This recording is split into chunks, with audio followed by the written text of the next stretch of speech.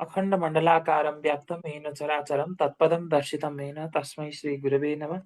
मूकं करोति वाचालं पङ्गुं लङ्घयते गिरिं यत्कृपातामहं वन्दे वत्सलां शक्तिमातरम्। सम्पूर्ण महानुभावहरूमा हार्दिक नमस्कार। तन्त्र चर्चा परिवारले हरेक हप्ताको मङ्गलबार रात्रि 8 बजे आयोजना गर्दै आएको तन्त्र परिचर्चा श्रृङ्खलाको आज 210औं श्रृङ्खलामा उपस्थित हुनुभएका सम्पूर्ण भद्र महिला एवं सज्जनवृन्दमा म हार्दिक स्वागत एवं अभिवादन गर्न चाहन्छु। म सन्दीप सापकोटा। नेपाली भूगोलमा अभ्यास हुने तन्त्रका विविध आयामहरूका बारेमा हामीले यो साझा मञ्चमा चर्चा परिचर्चा गर्दै आएका छौँ। शाक्त तन्त्र, शैव तन्त्र, वैष्णव तन्त्र, गाणपत्य तन्त्र, सौर तन्त्र, नाथ तन्त्र परम्परा, बौद्ध वज्रयान तन्त्र परम्परा, विभिन्न धामी झाँक्री तन्त्र परम्पराहरू र विभिन्न जातिगत संस्कृतिहरूका बारेमा, स्थानगत संस्कृतिहरूका बारेमा र यससँग जोडिएका तान्त्रिक सभ्यता, तान्त्रिक वैशिष्ट्यहरूका बारेमा यो कार्यक्रममा हामीले चर्चा परिचर्चा गर्दै आएका छौँ। यसै सिलसिलामा आज 210औं श्रृङ्खलामा हामीले लुबुको बारेमा चर्चा गर्दैछौँ। लुबुमा पनि हामी अझै स्पेसिफिक हुन खोज्दैछौँ र यो लुबुमा पानी माग्नको लागि नाग साधनाको तान्त्रिक विधि विधानको बारेमा आज हामीले चर्चा गर्दैछौँ र आज हामीसँग संस्कृतिविद हुनुहुन्छ डाक्टर दयाराम श्रेष्ठ लुबुज्यू। उहाँले लुबुमा पानी माग्ने नाग साधनाको तान्त्रिक विधि विषयमा उहाँले आफ्नो प्रवचन राख्दै हुनुहुन्छ। यो कार्यक्रम करिब 1 घण्टाको हुनेछ। कार्यक्रमको पूर्व खण्डमा प्रवचनकार डाक्टर लुबुज्यूले लुबुमा पानी माग्ने नाग साधनाको तान्त्रिक विधि विषयमा करिब 40 मिनट आफ्नो प्रवचन राख्नुहुनेछ र कार्यक्रमको पश्च खण्डमा हामी विषयवस्तुमा आधारित रहेर करिब 20 मिनट जति अन्तर्क्रिया गर्नेछौँ। र यति भन्दै महानुभावहरूलाई आफ्नो अडियो अनिवार्य अफ राखिदिनु हुन अनुरोध गर्दछु र भिडियो चाहिँ यथासम्भव अन राखिदिनु हुनको लागि म अनुरोध गर्दछु। यो कार्यक्रम नेपाली सर्वमान्य तन्त्र फेसबुक पेजबाट प्रत्यक्ष प्रसारण भइरहेको कुरा यहाँहरूलाई अवगत गराउन चाहन्छु र आफ्नो प्रवचन राखिदिनु हुनको लागि संस्कृतिविद डाक्टर दयाराम श्रेष्ठ लुबुज्यूलाई म हार्दिक अनुरोध गर्दछु। धन्यवाद। नमस्कार जोजोलप्पा। म सेयर गर्छु है, स्क्रिन सेयर। हजुर, हुन्छ डाक्टर। तन्त्र चर्चा परिचर्चा परिवारद्वारा आयोजित प्रत्येक मङ्गलबार 8 बजे सुरु हुने प्रवचन श्रृङ्खलाको भाग 210मा पाल्नुभएका सम्पूर्ण महानुभावहरूमा हार्दिक नमस्कार, जोजोलप्पा र स्वागत छ।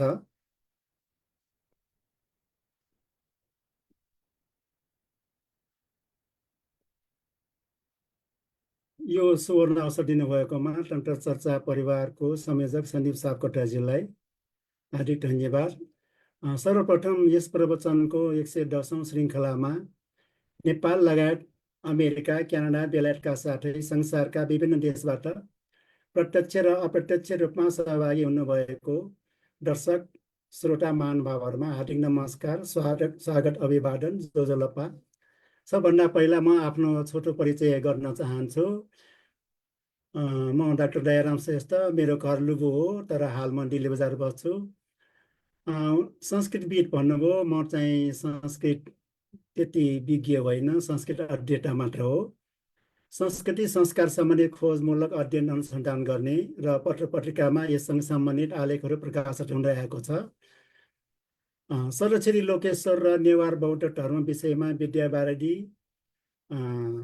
मैले उपाधि प्राप्त भएको र जनप्रशासन र नेपाल भाषा र संस्कृतिमा स्नातकोत्तर गरेको छु।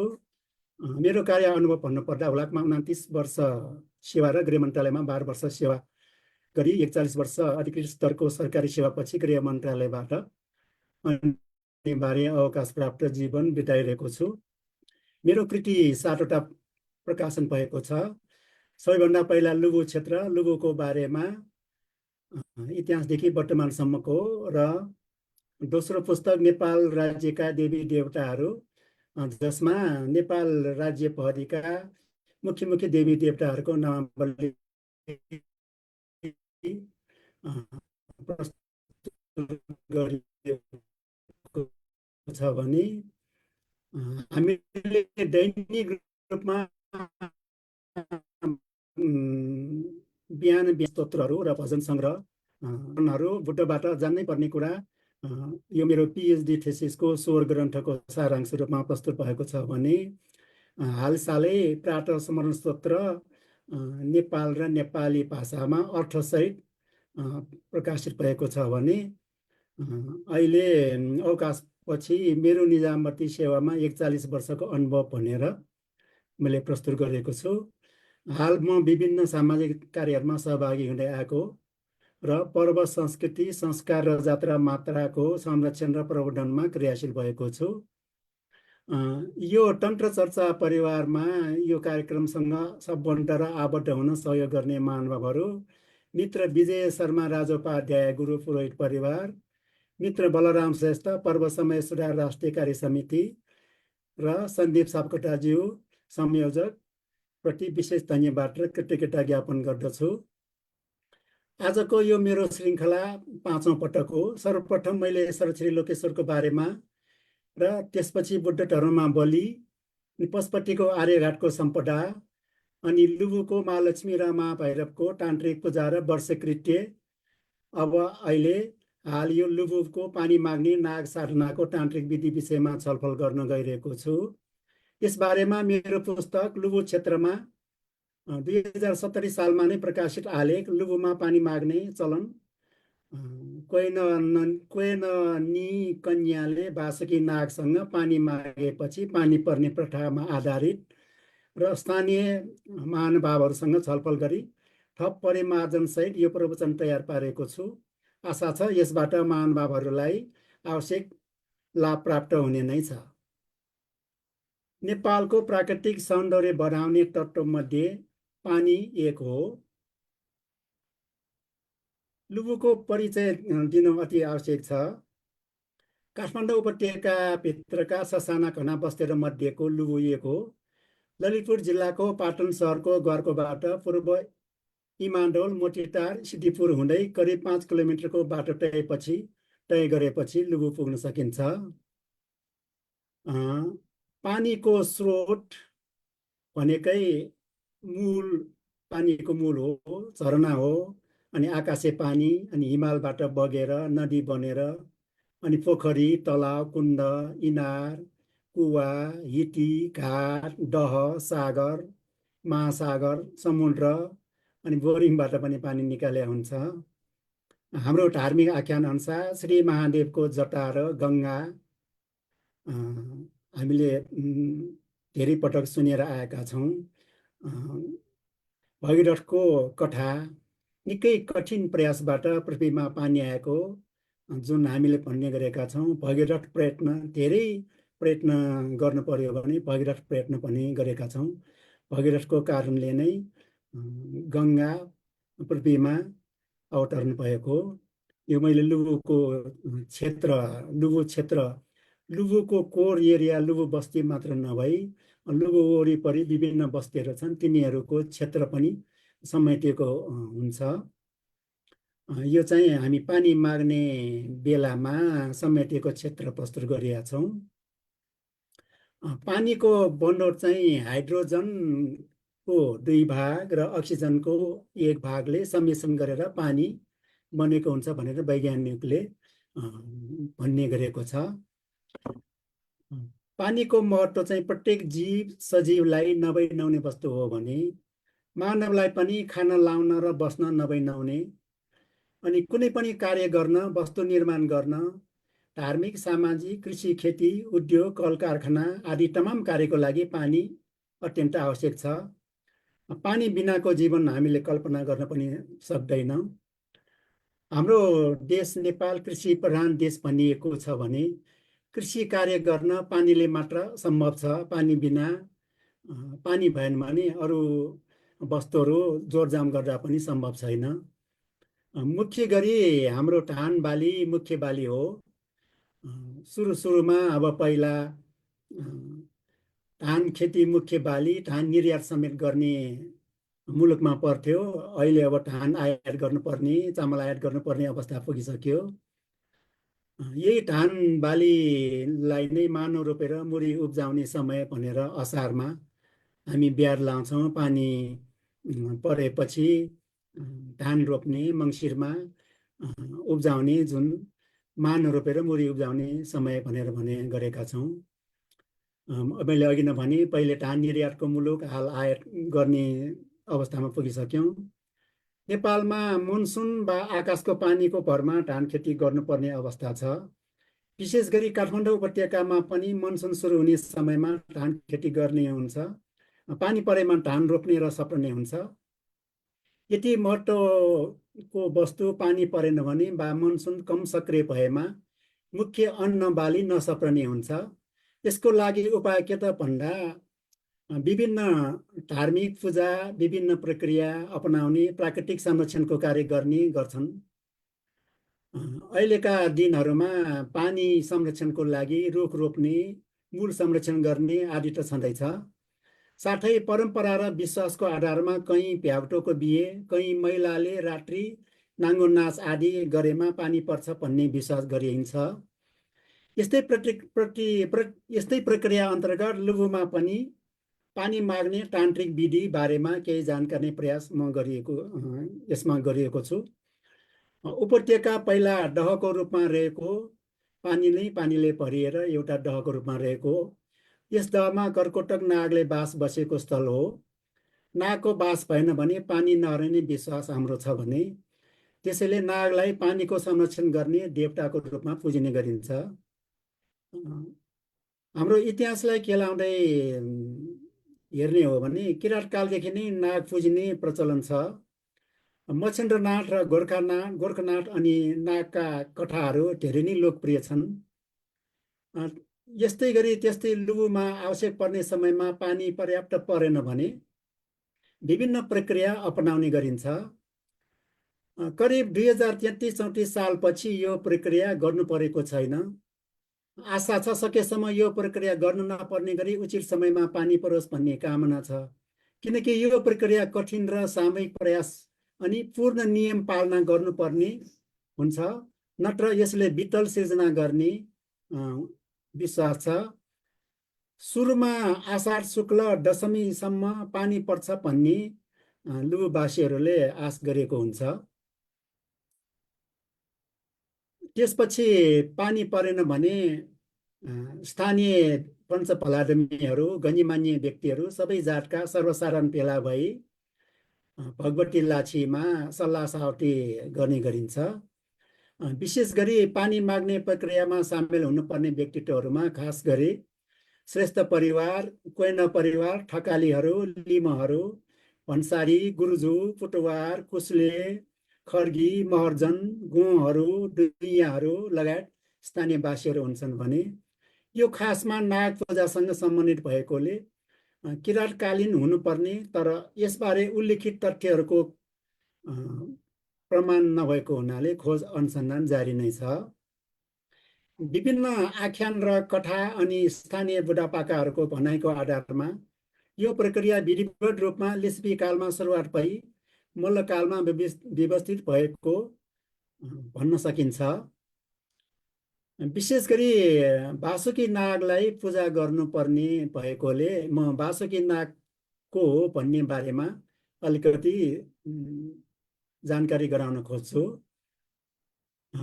बिहेबरमा लामाटार भन्दा अलि पर अहिले प्रचलित लाकुरे पन्याङ भन्दा पूर्व उत्तर अलिकति तल ओर्लेपछि वासुकी नागको स्थान छ।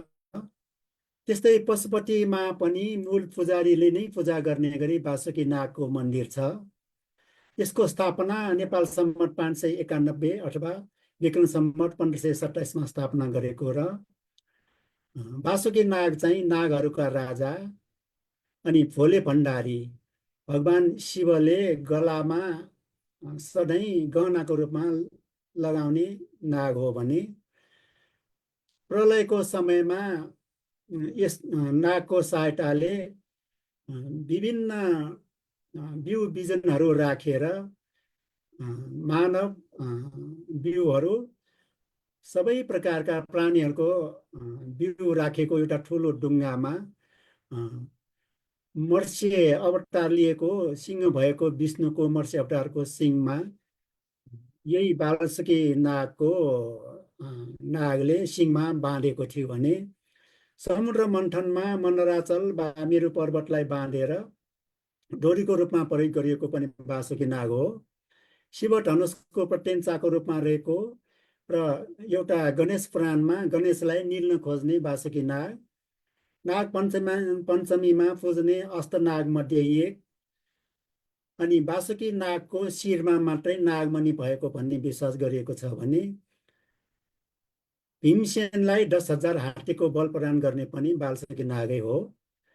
सबैभन्दा ठुलो अनि लामो अनि पराक्रमी र शक्तिशाली जुन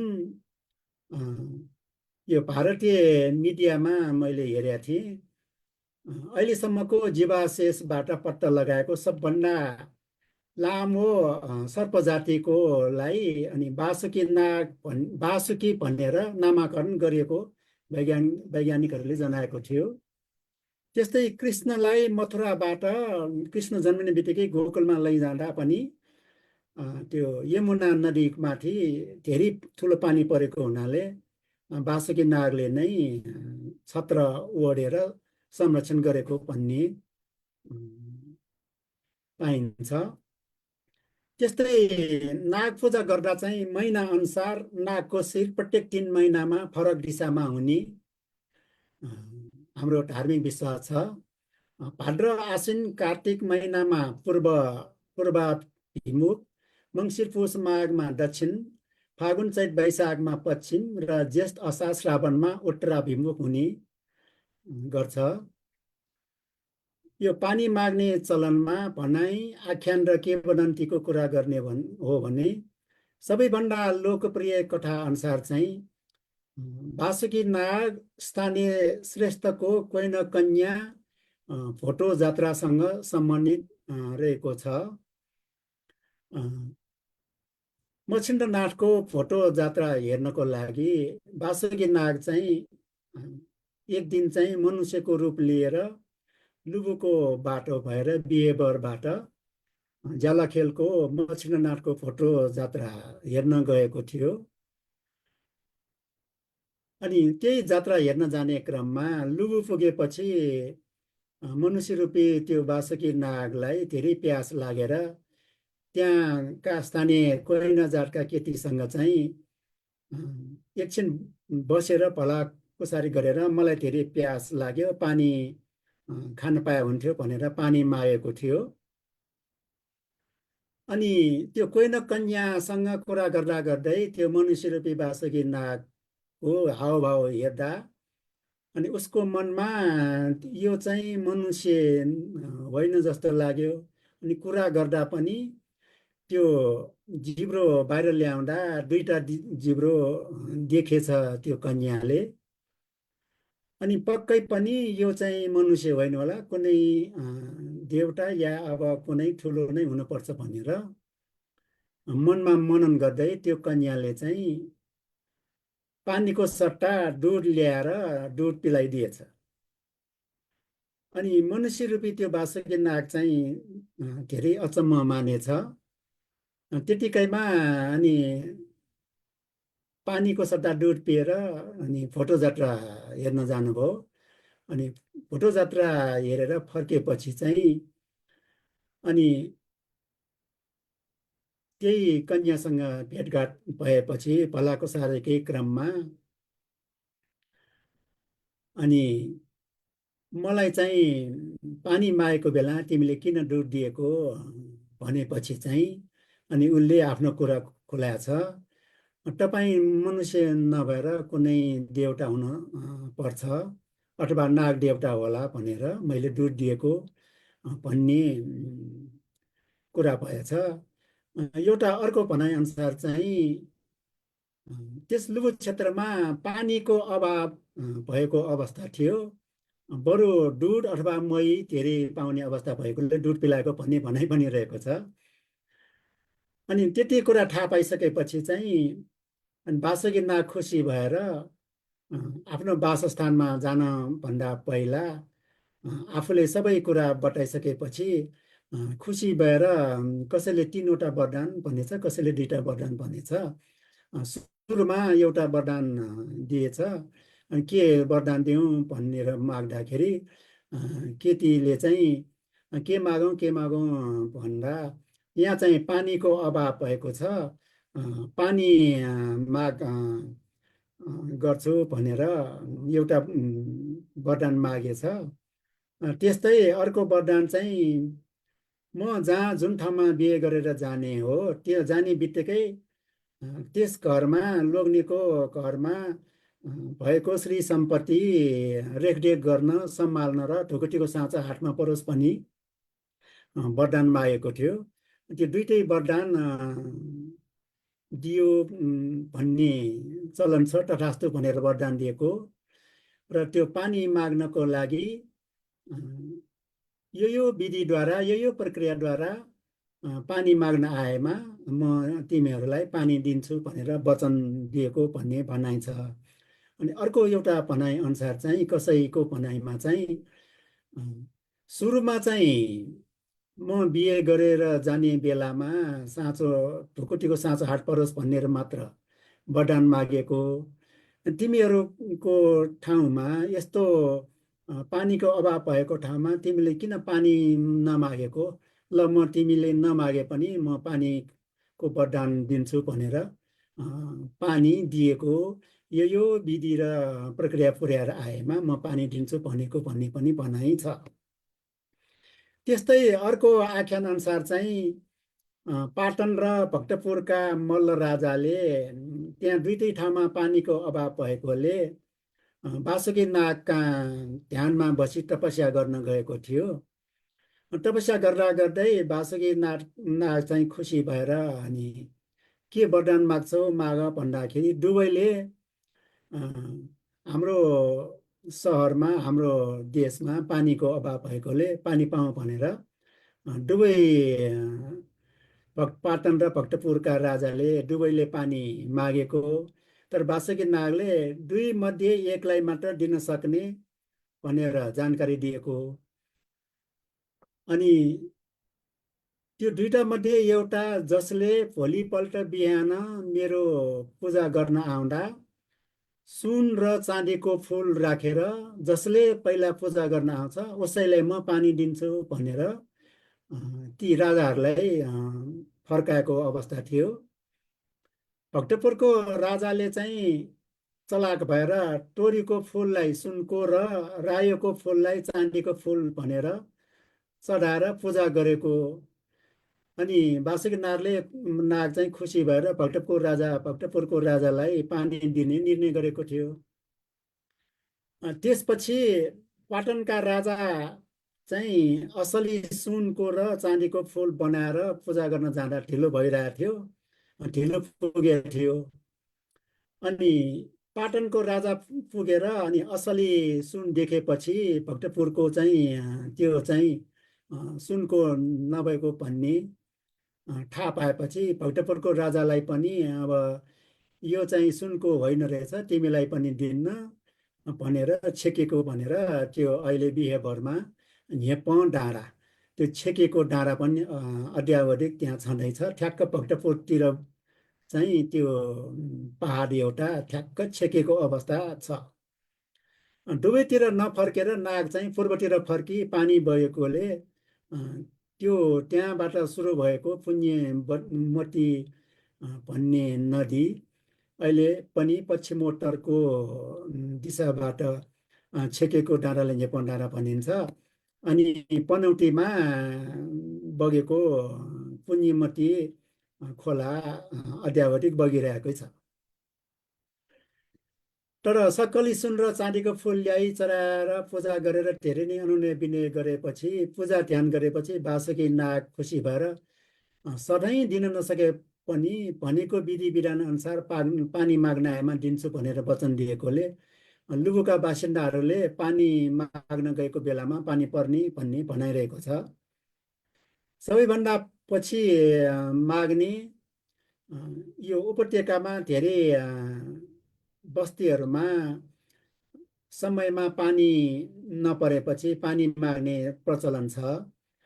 अन्यत्र गाउँ बस्तीहरूमा पानी मागेर पनि पानी परेन भने सबैभन्दा पछि लुबुको बासिन्दाले पानी माग्ने चलन छ। त्यही भएर लुबुमा पानी मागेपछि पानी नपरी नछार्ने भन्ने अन्यत्रका बस्तीहरूको व्यक्तिहरूले पनि विश्वास गरिएको हुन्छ। यसको विधिहरूमा कुरा गर्दा चाहिँ चैत्र शुक्ल दशमीको दिनमा सबै भेला भई भोलिपल्ट एकादशीको बिहान आफूले पालेको गाई भैँसीको दुध चढाउन भगवती लाछीमा ल्याउन भनेर अनुरोध गरेर बेलुका झ्याली पिट्ने र एक प्रकारको उर्दिनी जारी गर्छ। लुबु देशभरि घुमेर झ्याली पिट्ने गर्छ। अनि एकादशीको दिन आफ्नो गच्छे अनुसार दुध जम्मा गरेपछि बासुकी नाग अनि त्यही बिहेबर बासुकी नागठान जाने बिच बाटोमा चुङदेवी भन्ने स्थान छ। त्यहाँ र देवी स्थानको र तल लाछीको बासुकी नाग लगायत लुबु क्षेत्रभरिका सबै देवी देवताहरूलाई यस क्षेत्रमा चाँडै वर्षा होस् भनी कामना गरी कोही नका ठकाली र सहयोगी मार्फत दुध चढाउने कार्य गरिन्छ। त्यसपछि पानी पर्यो भने आफ्नो खेतीबारी कार्य सुरु गर्छ। 4 दिनसम्म कुर्छन्। 4 दिनसम्म पनि पानी परेन भने आषाढ शुक्ल पूर्णिमासम्ममा पनि पानी नपरेमा पूर्णिमाको अघिल्लो दिन राति फेरि सबै भेला भई बेलुका बत्ती बाल्नको लागि उर्दी जारी गरिन्छ। पूर्णिमाको राति अघि न जहाँ जहाँ दुध चढाएको थियो त्यहाँ सबै प्रत्येक घरबाट बियो सुकुण्डा लिएर सबै देवी स्थानहरूमा र तटस्थ स्थानहरूमा बत्ती बाल्न र अर्घ्य दिने कार्य गरिन्छ। महिलाले बत्ती बाल्ने, पुरुषले चाहिँ महिलाहरूको सुरक्षासहित पानी माग्ने नारा लगाउँदै देश घुम्ने प्रचलन छ। त्यो नारा लगाउनेमा गा वा दियो पानी दियो, अलिकति पुगेन धेरै दियो, हरर महादेव पानी दियो भनेर समूह ठाउँ ठाउँमा त्यो भन्दै ठुलो स्वरले कराउने गर्दछ। यो कार्य सम्पन्न भएपछि चाहिँ जति पानी परे पनि पानी माग्ने चाहिँ अनिवार्य नै हुन्छ। त्यो बत्ती बालेको चौथो दिनमा यो प्रक्रिया अघि बढाउने कार्य सुरु हुन्छ।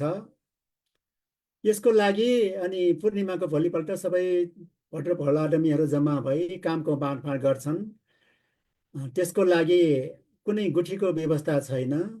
सबै जनसहयोगबाट नै तयार गर्नुपर्ने हुनाले आर्थिक समिति, किनमेल समिति, व्यवस्थापन समिति आदि बनाई सबै कामको जिम्मा लिए अनुरूप सबै सामानको जोडजाम गर्छन् र माग्ने प्रक्रियामा काम गर्नुपर्ने व्यक्तिहरू, गुरुजुहरू, भन्सारी, कोइन, ठकाली,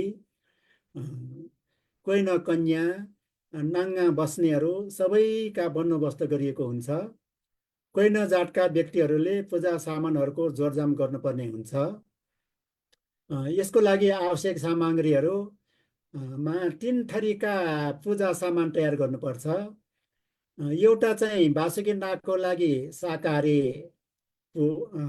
पूजा सामग्री, दोस्रो चाहिँ चुनदेवीको लागि कालो निखर बोका सहितको पूजा सामान, तेस्रो देवी स्थानको लागि कालो निखर बोका सहितको पूजा सामान, अनि विभिन्न किसिमका नागहरूको टाउको मूर्ति कुँदिएको माटाका भाँडाहरू 10 वटा आवश्यक हुन्छ।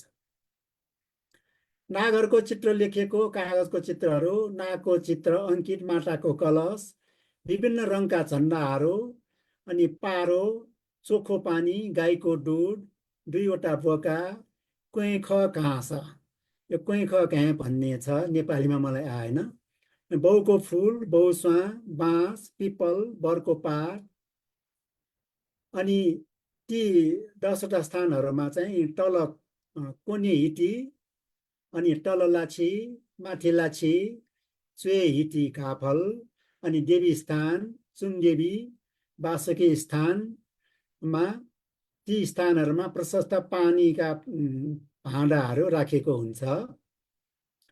देवछेमा श्री महालक्ष्मीको मन्दिरमा आवश्यक पर्ने पूजाको सामान तयार गर्ने कारणि मान्छेलाई माथि चुनदेवी र वासुकी स्थानमा बिहेबर जाने व्यक्तिहरूको लागि आवश्यक पर्ने खाजा तयार गर्छन् भने त्यस्तै गुरुजु नाङ्गा भएर जाने भन्सारी नयाँखी बाजा सहनाईको पनि आवश्यक पर्छ।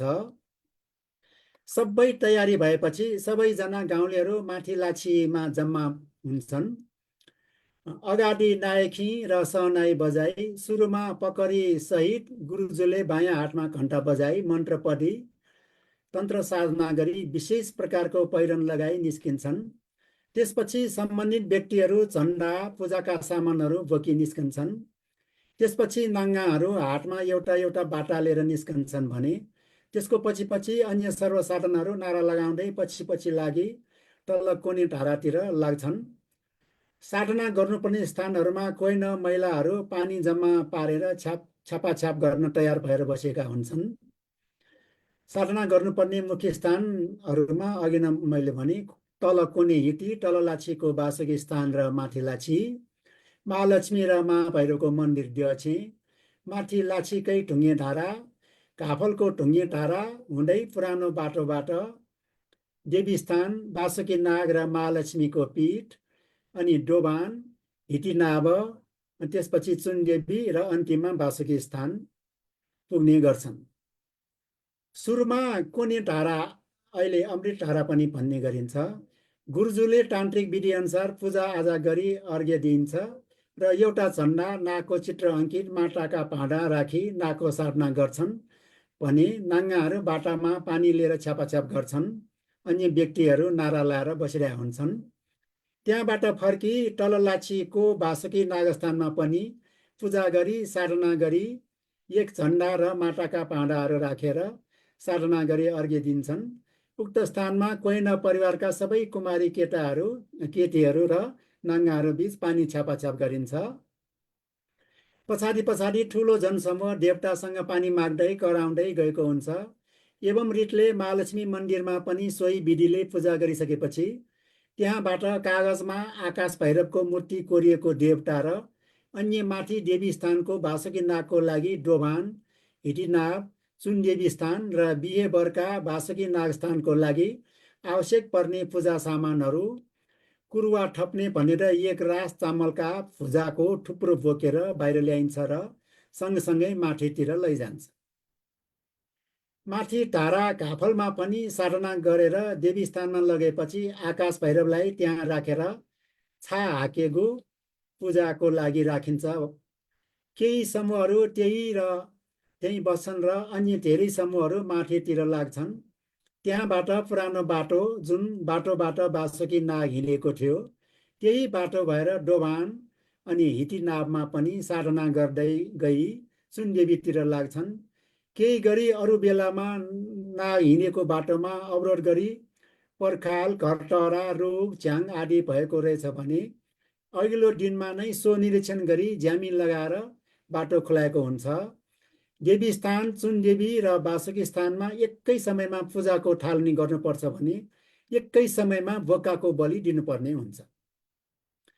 यसको लागि पहिला सम्पूर्ण लुबुवासीहरू लागि परेको हुन्छन् र अहिले जस्तो सञ्चार सुविधा नभएको बेलामा एकै समय पारेर पूजा गर्नको लागि माथि वासुकी स्थानदेखि लहरै चुनदेवी स्थानसम्म मान्छे बसेर हा हा भनेर आवाज निकालेर कराएर सङ्केत दिने अनि त्यस चुनदेवी स्थानबाट लामो लामो सेतो पटुका तलसम्म फैलाएर फहराएर खसाने। त्यही बेला देवी स्थानमा बसिरहने व्यक्तिले देखेपछि ल बेला भयो भनेर पूजा गर्ने व्यवस्था गरेको हुन्थ्यो। पछि प्रहरी प्रशासन र सेनाको मद्दत लिएर एकै समयमा पारेर बन्दुक पड्काउने चलन गरिएको थियो।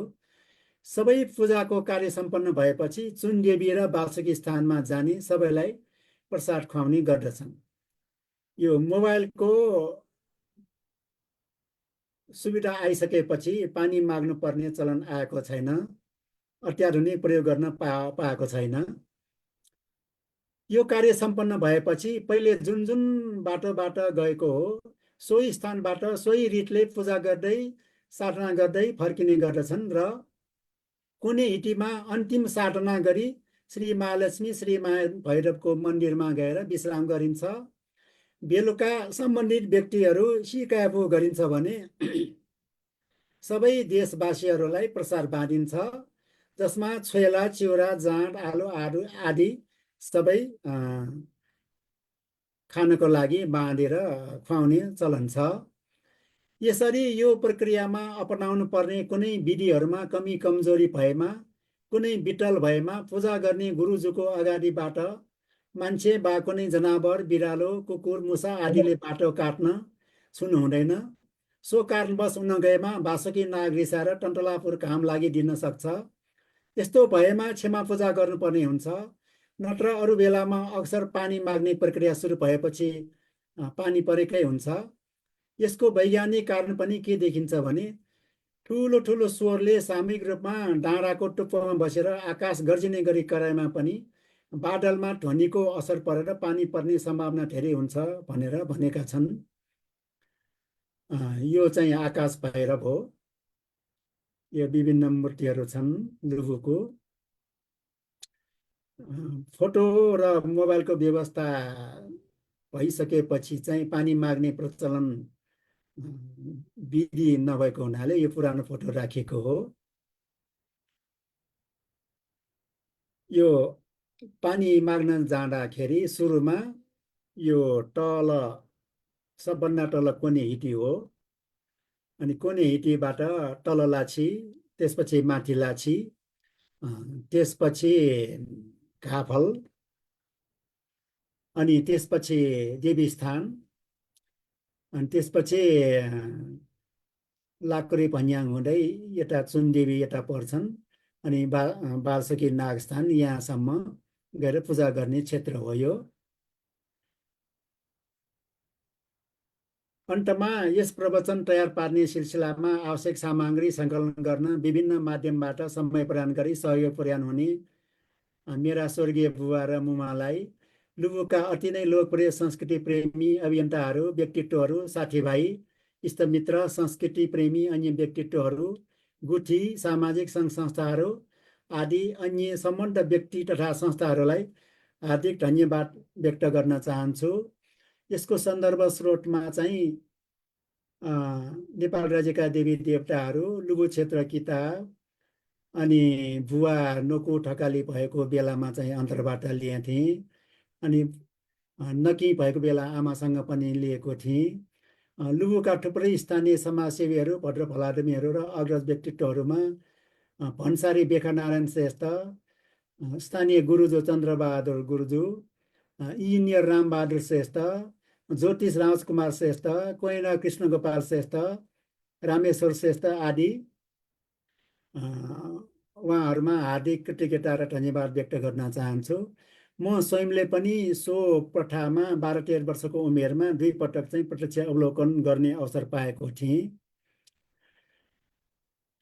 संस्कृति र संस्कार जोगाउन कहिलेकाहीँ प्रकृति पनि बाधक बन्न गएको अवस्था छ। तर यो कार्य गर्न नपरोस् भन्ने नै आम चाहना रहेको हुन्छ। करिब 30 वर्ष अघि गरेको तर हालका पुस्तालाई केही जानकारी अनुभव हुन नपुगेको अवस्था छ।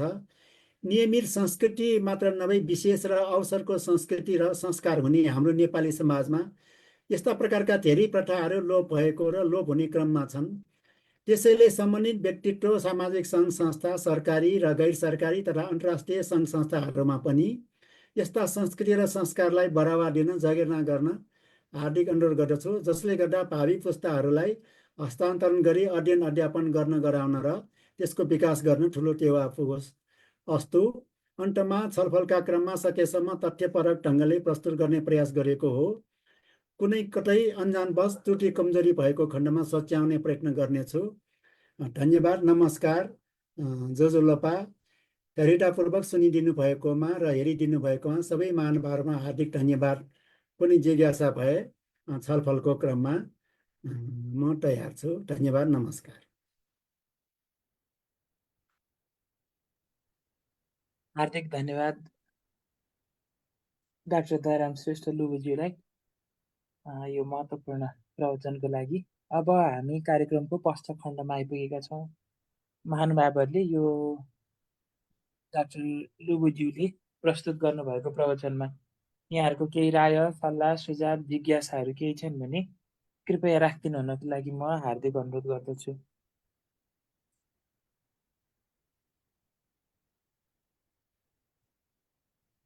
महानुभावहरूले केही राय, सल्लाह, सुझाव, जिज्ञासाहरू केही छन् भने राखिदिनु हुनको लागि म हार्दिक अनुरोध गर्दछु।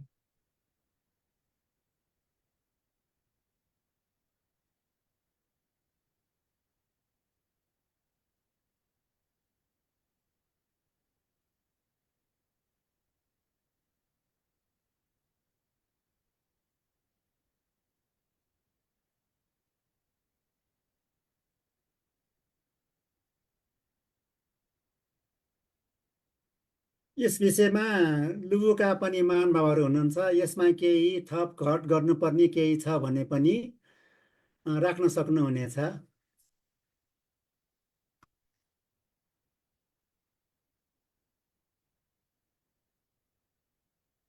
डाक्टर गोपाल धोबन्जर सरलाई म समय दिन्छु।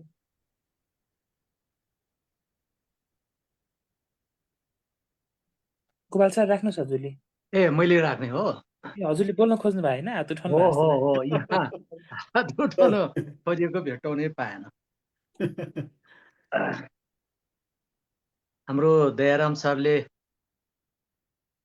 लामो अध्ययन गरेर यो नाग पूजाको बारे, पानी माग्ने परम्पराको बारे जुन आफ्नो अनुसन्धानबाट देखिएका, हामीले थाहा नभएका र कति त लोप भइसकेका कुराहरूलाई समेटेर प्रस्तुति गर्नुभयो। त्यो म चाहिँ नि अति नै राम्रो कार्य मान्छु। यसको लागि उहाँलाई धन्यवाद दिन चाहन्छु।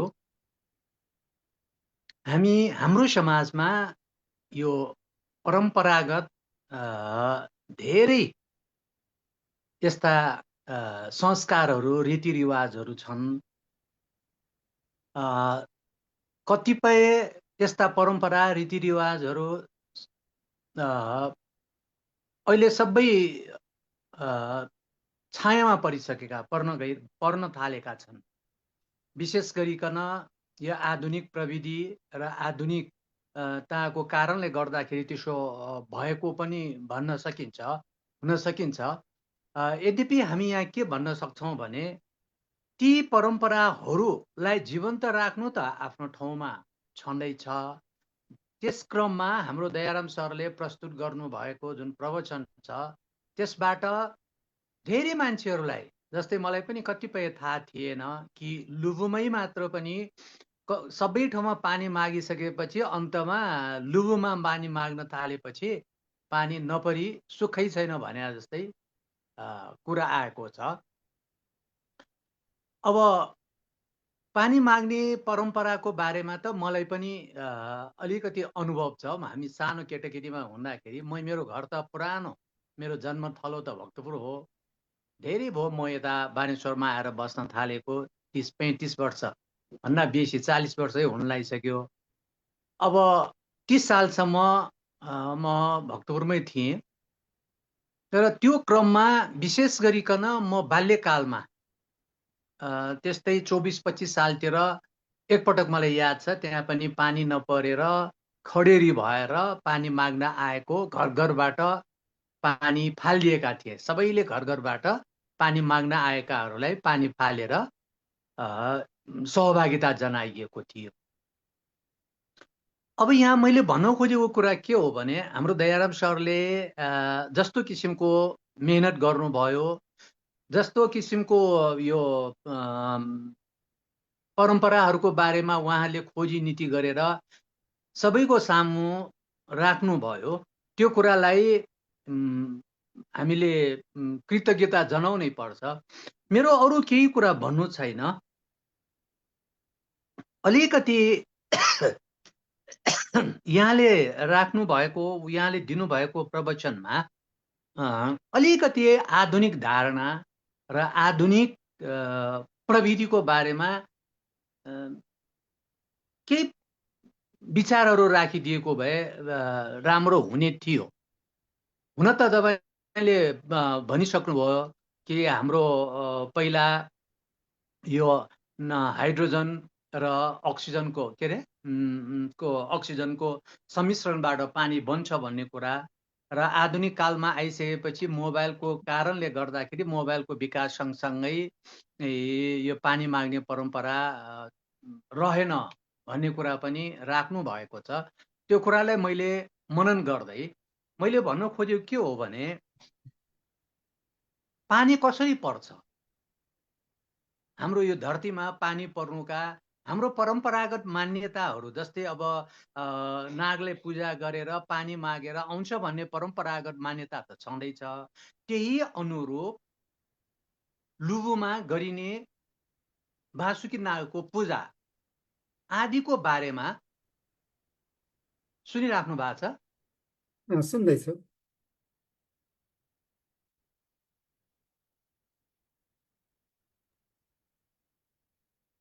गोपाल सर राख्नुहोस् न। हजुर कन्टिन्यू गर्नुहोस्।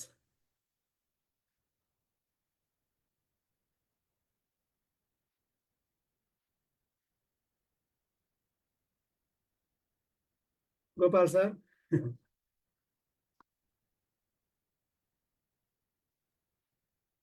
ओ डिस्कनेक्ट भयो क्या? दयाराम सर हजुरले केही छ भने यसको चाहिँ मैले रामबहादुर, मेरा अग्रज व्यक्तित्व रामबहादुर, संस्कृतविद रामबहादुर श्रेष्ठ, इन्जिनियर रामबहादुर श्रेष्ठ देखिरहेका थिएँ। उहाँलाई केही कुरा राख्न हुन म हार्दिक अनुरोध गर्दछु। यो अनम्युट गर्दै दाजु केही कुरा भनिदिनु हुन हार्दिक अनुरोध गर्दछु।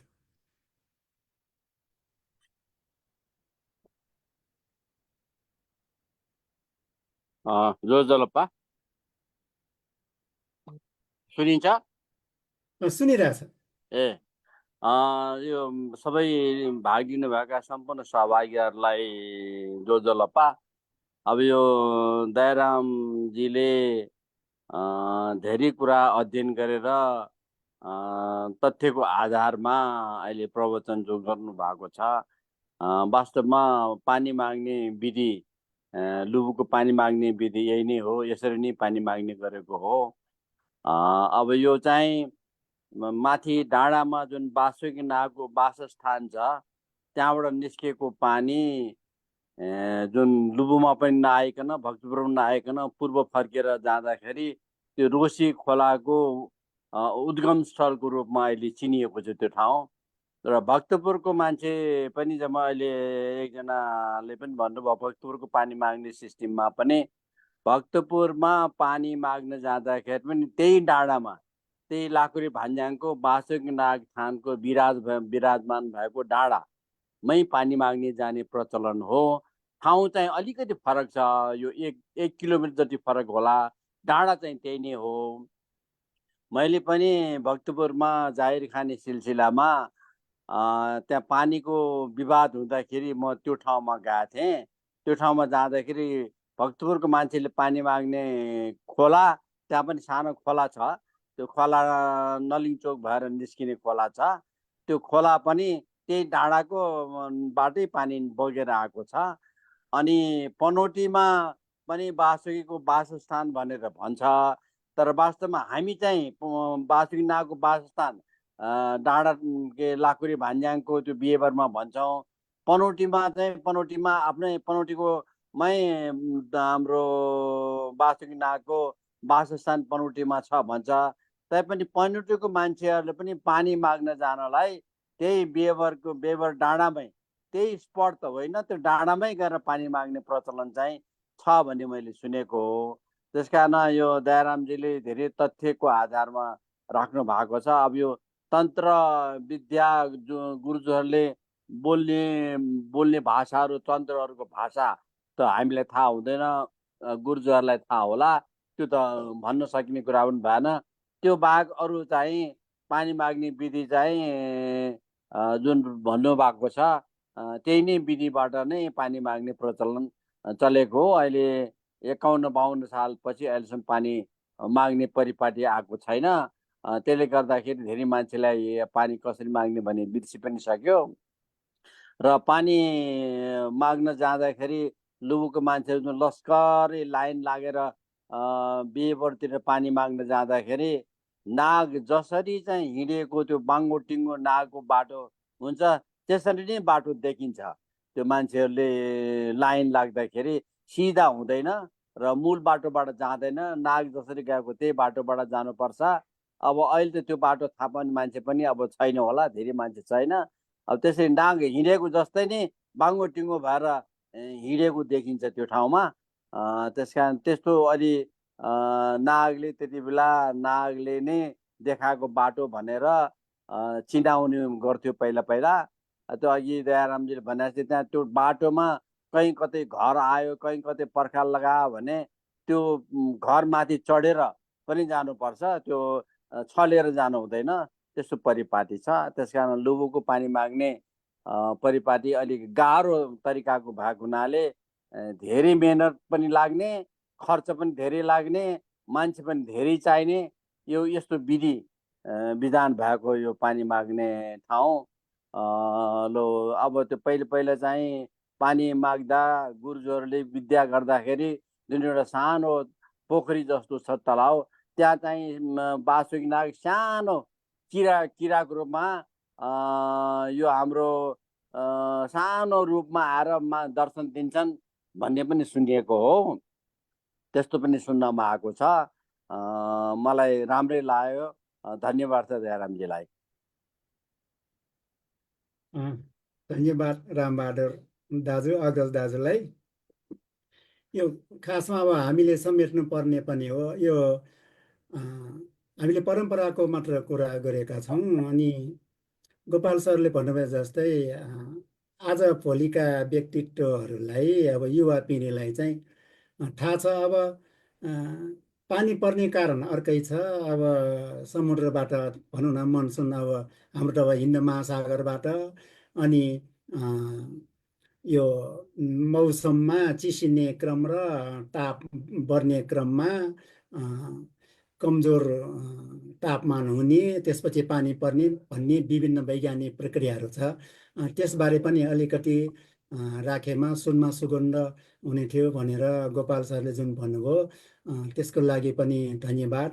मुख्य गरी हाम्रो उद्देश्य भनेको तन्त्र साधना केमा गरिन्छ, कुन कुन अवस्थामा हाम्रो तन्त्र प्रयोग गरिन्छ भन्ने विषय मूल विषय भएको हुनाले हाम्रो संस्कार संस्कृति मा नै बढी जोड दिएर त्यसमा फोकस गरेर हामी यो छलफल गर्ने गरेका छौँ। आधुनिक रूपले खास रूपमा युवा पिँढीलाई यसबारेमा पनि हामीले जुन विश्वास मान्दै आएका छौँ ती कुराहरूमा पनि त वैज्ञानिक कुरा छन्। जस्तै वैज्ञानिकहरूले पनि त पुष्टि गरेको छ, अग्लो पहाडमा गएर ठुलो स्वरले करायो भने त्यहाँ बादलसँग हाम्रो स्वर अत्यधिक त्यहाँ तरङ्ग उत्पन्न भएर ठोकिएर पानी पर्ने सम्भावना छ भनेर वैज्ञानिकहरूले पनि भनेका छन्।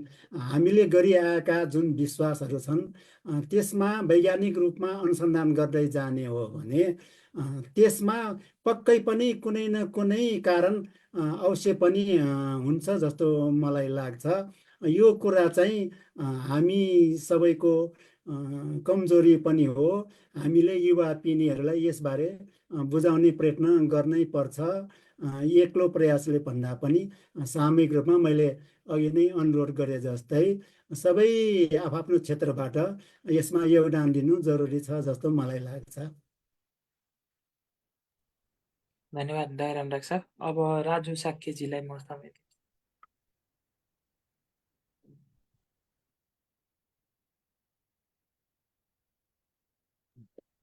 धेरै धन्यवाद दयाराम सर। यो दुई चारवटा तपाईँको यो सुनिरहँदाखेरि मलाई अलिकति हजुरसँग सोध्न मन लागेको कुरा चाहिँ यो हजुरले यो जुन पानी माग्ने विधिको कुरा गरिरहँदाखेरि अब यो अहिलेको परिवेशमा आउँदाखेरि हाम्रो विज्ञानलाई जोडेर अथवा चाहिँ यो अहिलेको यो जुन हाम्रो क्लाइमेट चेन्जको जुन इफेक्ट छ होइन, अथवा चाहिँ त्यो समष्टिगतमा पानी चाहिँ तपाईँको यो क्लाइमेटसँग अलिकति सम्बन्ध होला, त्यसमा चाहिँ अब यो विधिको चाहिँ के कस्तो होइन, त्यसलाई चाहिँ हामीले साइन्ससँग कसरी जोड्ने भन्ने कुरा हो। किनभने अहिलेको हामीले परम्परागत रूपमा गर्दै आएका विधि विधान चाहिँ कुनै न कतै रूपमा चाहिँ अहिलेको चाहिँ हाम्रो विज्ञानसँग चाहिँ जोडिनु पर्ने अवस्था पनि छ कि भन्ने कुरा एउटा भयो। र अर्को चाहिँ यो जुन नागको कुरा गरिरहँदाखेरि अब काठमाडौँ उपत्यका एउटा अब नागको वासस्थान भनेर भन्छौँ, तर भनौँ न यो जैविक रूपमै नाग चाहिँ फेरि कहीँ कतै देखिएको अवस्था के छ? त्यहाँ लुबुमा पनि त्यस्तो चाहिँ नाग नै अब भनौँ न यो गइरहेको अवस्था छ कि छैन भन्ने एउटा भयो। र अर्को चाहिँ यो पानी माग्ने विधि त भयो, तर अब जस्तै हाम्रो यो भनौँ न अब अतिवृष्टि भए जस्तै यो अस्तिको गएको यो असोजको 11-12 गते जुन पानी पर्यो, त्यस्तो अवस्थामा चाहिँ पानी रोक्ने विधि चाहिँ तपाईँहरूको त्यहाँ छ कि छैन? होइन, अब त्यो every action has a reaction भने जस्तै त्यो चाहिँ के छ? त्यो बारे पनि अलिकति भनिदिँदा के अरे हुन्छ होला। धन्यवाद। मेरो यति नै हो प्रश्न। जिज्ञासाको लागि राजा साक्यजीलाई धेरै धन्यवाद। छलफल त यसै विषयमा भइरहेको छ। यद्यपि मैले पनि भनिरहेका छौँ, युवा पिँढी र वैज्ञानिक कुराहरूमा हाम्रो परम्परा जोड्न सक्यो भने सबैले अझ प्रभावकारी हुन्छ र हामीले गर्दै आएको संस्कृति संस्कारहरू हस्तान्तरण गर्न सजिलो हुन्छ। अब जैविक रूपमा हामीले यो धार्मिक मान्यता एउटा के छ भने यो अलिकति सर्प देख्ने बित्तिकै मार्ने हाम्रो एउटा बानी छ कि त्यसले गर्दा पनि बढी खडेरी परे हो कि त्यो चाहिँ कुनै कता सर्प देख्ने बित्तिकै मार्नै पर्छ भन्ने छैन। तर व्यवहारमा चाहिँ जहाँ जहिले पनि जहाँ देखे पनि सर्प देख्ने बित्तिकै लखेट्ने अथवा मार्ने गर्ने गर्छौँ। तर सर्प आफै हानिकारक छैन। यो जहाँ सर्प हुन्छन् त्यहाँ पानी हुन्छन् भन्ने नै वैज्ञानिक आधार छ। अब यो काठमाडौँ उपत्यका अब कालान्तरमा मात्रै सुकेको, यहाँ चाहिँ धेरै पानी दहको रूपमा भएको भएर नै नागहरूको वासस्थान अथवा सर्पहरू धेरै भएको हुनसक्छ। लुबुको सन्दर्भमा कुरा गर्दाखेरि चाहिँ ऐन अग्रज दाजु रामबहादुरले भनिसक्नु भएको छ। धेरै अनुभवीहरू यति छन् कि अहिले चन्द्रबहादुर गुरुजू मात्रै हुनुहुन्छ, उहाँका काका उहाँका बाजेहरूले पानी माग्न जाँदा यतिसम्म शक्ति साधना गर्नुहुन्छ कि नाग साधना गर्दा गर्दा गर्दा गर्दा अनि जानै नसक्ने गरी पानी पर्ने, अनि त्यो वासुकी स्थानमा सानो पोखरी अथवा 1.5-2 फिटको अनि 3-4 स्क्वायरको मात्र त्यहाँ एउटा के भन्ने नहो भन्छ हामी, त्यहाँ चाहिँ धेरै जसो बोजोको बोट हुन्छ।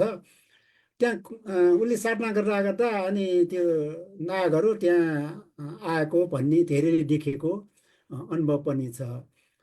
त्यति मात्र नभइकन त्यहाँ एउटा राजकुलो छ, डोबानबाट बाँध बाँधेर ल्याएर, लुबु खोलाको बाँध बाँधेर ल्याएर अनि लुबु क्षेत्रमा सिञ्चन गर्नको लागि राजकुलो छ।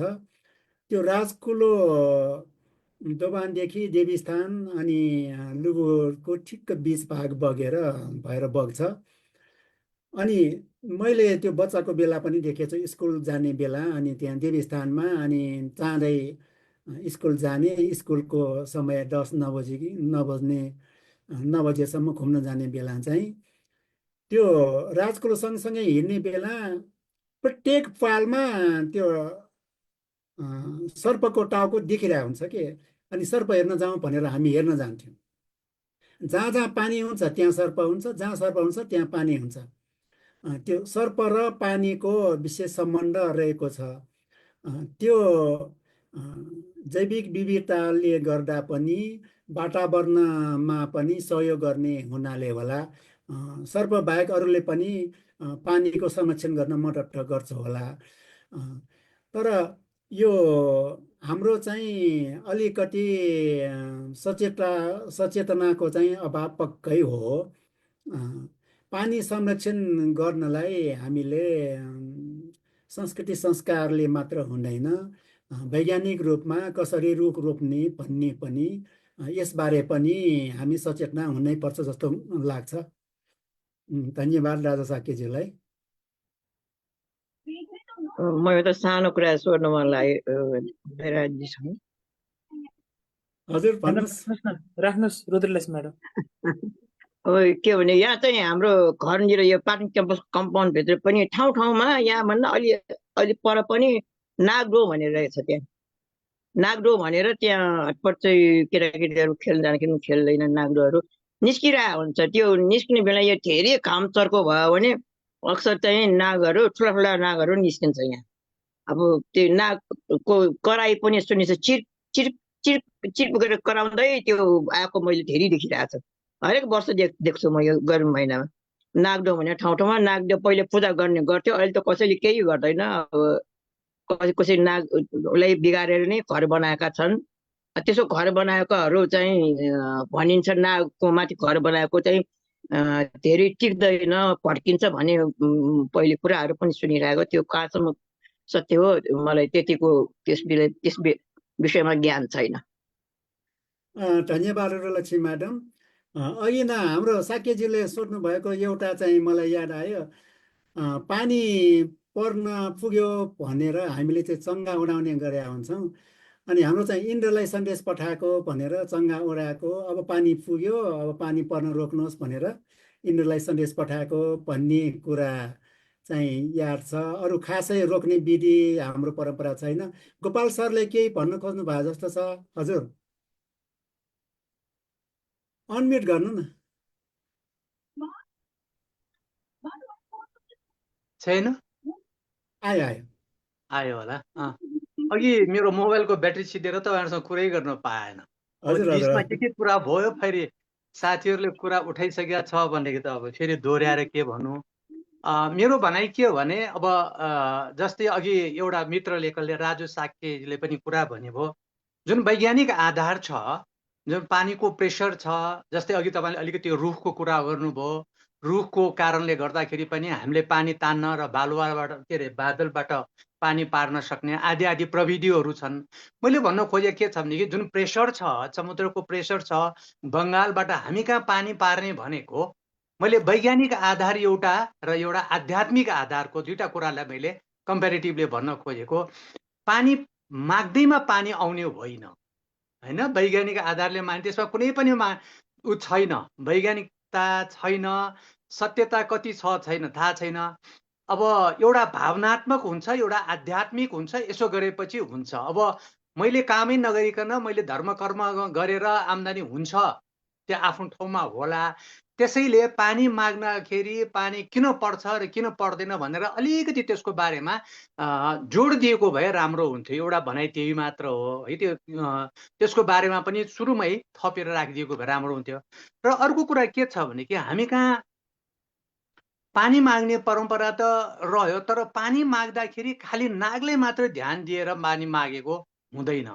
जस्तै भनौँ न, अब एउटा पानी माग्न हामीलाई इन्द्रलाई पनि पुकार गरेर, इन्द्रलाई पनि आराधना गरेर पानी माग्ने परम्परा छ।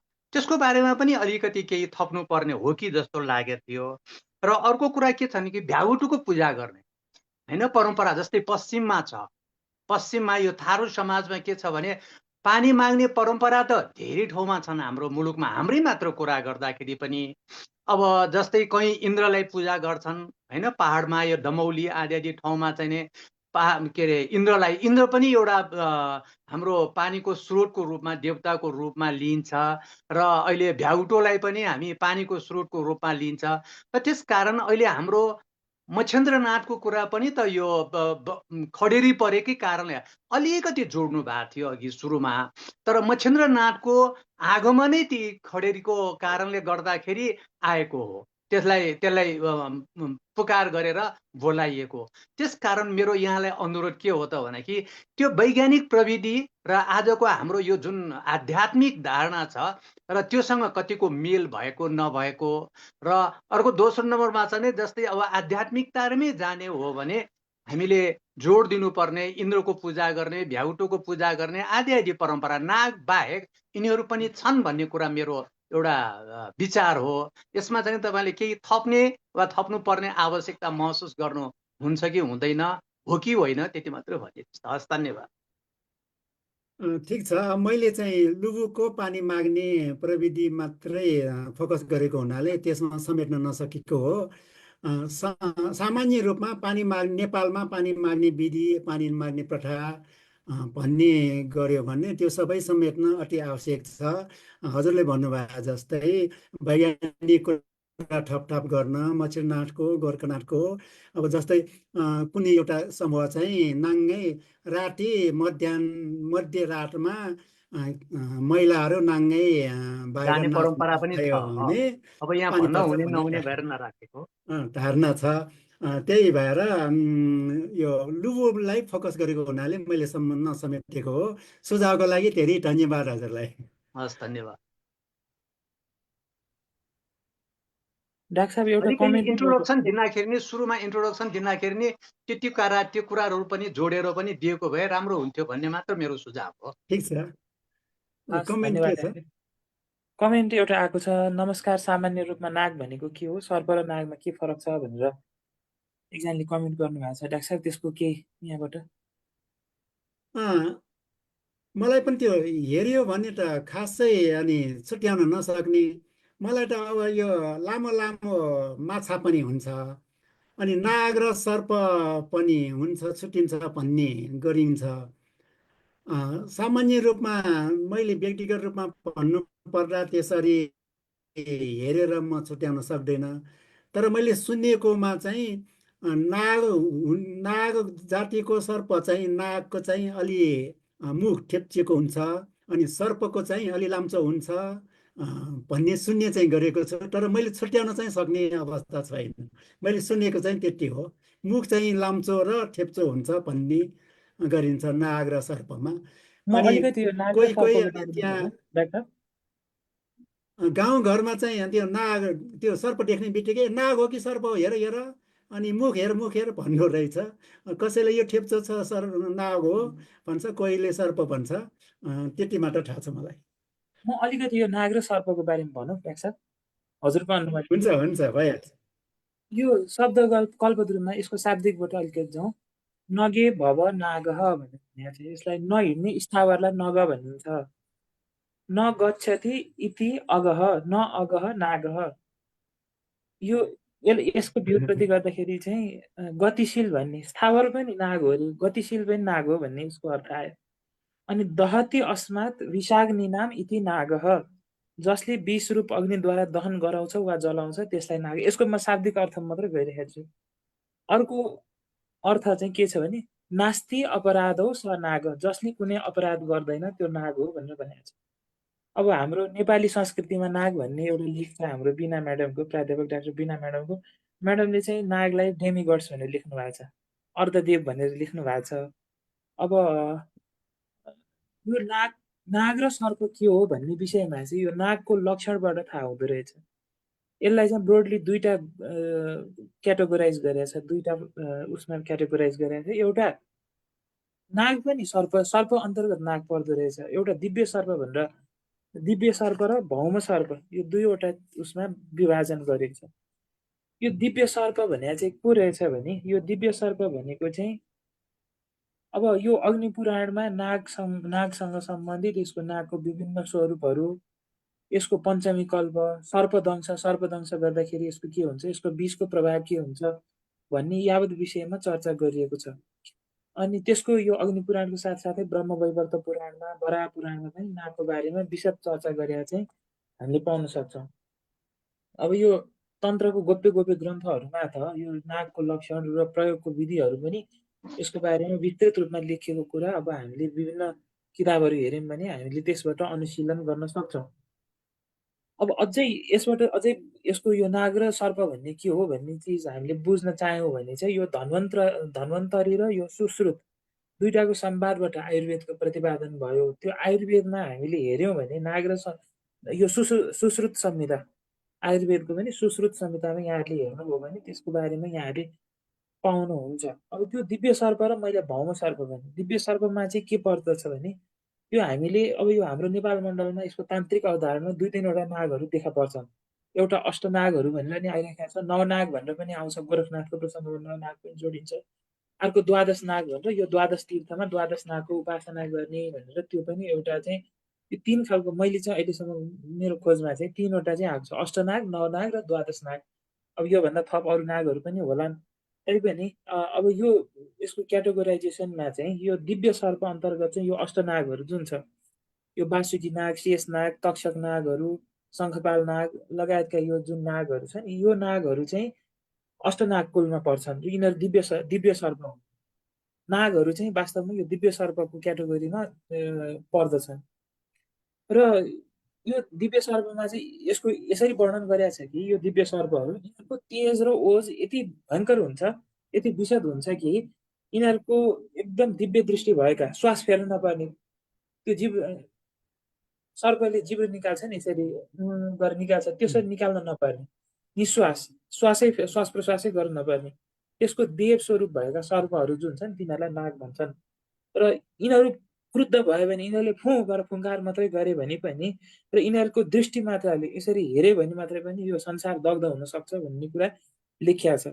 अनि यो सर्पहरूको बारेमा पनि यो सर्पले दंश गरेन, यो सर्प दंश भएन, यो दिव्य सर्पहरू यो जुन अष्टनागहरू छन् यिनीहरूले कथम कदाचित कसैलाई यिनीहरूले डस्यो भने त्यो डसेको विषको ओखती हुँदैन, त्यो ओखती स्वयं उनीहरू नै हुन्, उनीहरूले नै त्यो विष ग्रहण गरिदियो भने मात्रै उनीहरूको औषधि हुन्छ, नत्र यो सर्पहरूले चाहिँ डसेपछि यिनीहरूको औषधि हुँदैन भन्ने वर्णन छ।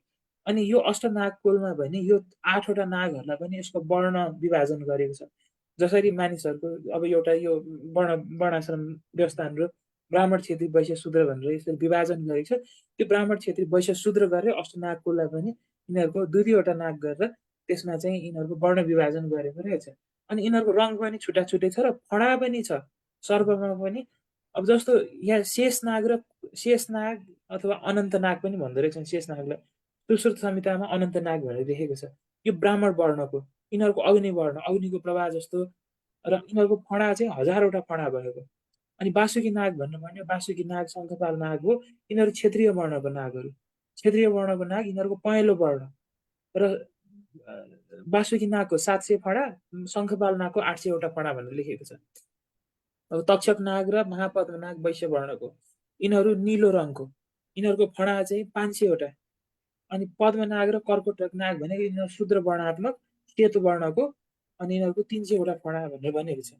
अब यसमा अब यो 9 नागको यो छुट्टै भइहाल्यो। अब एउटा चाहिँ के भने यो तन्त्रसार सङ्ग्रह भन्ने एउटा तन्त्रको गोप्य ग्रन्थ छ। त्यो ग्रन्थ अब यहाँहरूले पाउनुभयो भने, कहीँ पाउनुभयो भने यहाँहरूले पढ्नुभयो भने त्यसमा एउटा विषनारायणीय भन्ने छ। विषनारायणीयमा चाहिँ त्यसमा नागहरूको बारेमा विशद व्याख्या छ।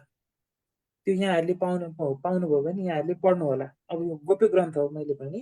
फेरि शारदा तिलकमा पनि यो अष्टनागहरूलाई त्वरिता देवीको गहना भनेर व्याख्या गरेको छ। अनन्त कुलिक यो जुन नागहरू मैले यहाँहरूलाई भने यो अष्टनागहरूलाई त्वरिताको गहनाको रूपमा शारदा तिलकमा चाहिँ व्याख्या गरेको छ। अब यो भयो दिव्य सर्पको ग्रुप। अब त्यसपछि आएर दोस्रो उसमा चाहिँ भौम सर्प भनेर छ। यो भौम सर्प भनेको चाहिँ यो भूतलमा, यो पृथ्वी तलमा जति सर्पहरू छन् त्यो सबै यो दोस्रो वर्गको सर्पहरू, यो भौम सर्पहरू। अघिको चाहिँ नाग भयो, यो चाहिँ सर्प भयो। यो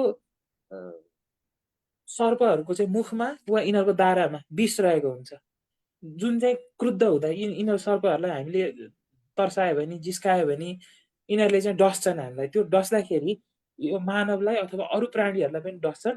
र यिनीहरू चाहिँ यो भौम प्रजातिको सर्प चाहिँ अघि 8 अष्टनागको मैले कुरा गरेँ, यो यिनीहरूको प्रजाति चाहिँ 80 छ।